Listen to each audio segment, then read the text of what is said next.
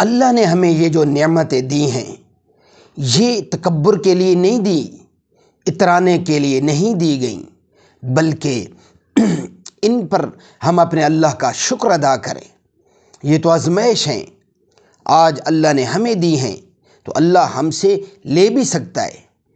جو اللہ دینے پہ طاقت رکھتا ہے وہ اللہ لینے پہ بھی طاقت رکھتا ہے۔ اس لیے میرے دوستو، کسی کو عار نہ دلائیں۔ اگر اللہ نے آپ کو محل دیا ہے، بنگلہ دیا ہے، کوٹھی دی ہے تو اس پر اللہ کا شکر ادا کریں۔ اگر آپ کے دروازے پہ کوئی فقیر آ جاتا ہے تو اس کو یہ نہ کہیں یہ کمی لوگ ہوتے ہیں، یہ مانگنے والے ہوتے ہیں، یہ کمینے لوگ ہوتے ہیں، ان کا اور کوئی کام ہی نہیں ہوتا۔ نہیں دینا تو نہ دے، اللہ سے ڈر کر اس سے معافی مانگ لیں اور اس سے کہہ دیں بھائی میں نہیں دے سکتا۔ اچھے انداز میں اس کے ساتھ پیش آئیں، لیکن یہ نہیں کہ اسے آپ تانے دینا شروع کر دیں، عار دلانا شروع کر دیں۔ تو پھر کیا ہوگا؟ ایسا بھی ہو سکتا ہے کہ اس کی فقیری اللہ آپ کو دے دے اور آپ کی امیری اللہ اس کو دے دے۔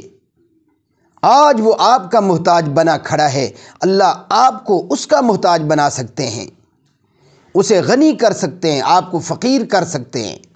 اللہ کی یہ طاقتیں ہیں دوستو۔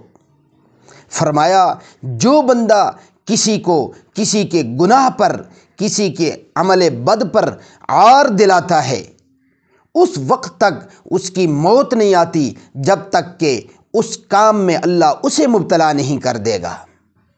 اور کسی کے بارے میں بدگمانی نہ رکھیں، یہ بہت بڑا گناہ ہے، اور یہ اتنا بڑا گناہ ہے کہ اللہ فوری اس کے اوپر پکڑ فرما سکتے ہیں۔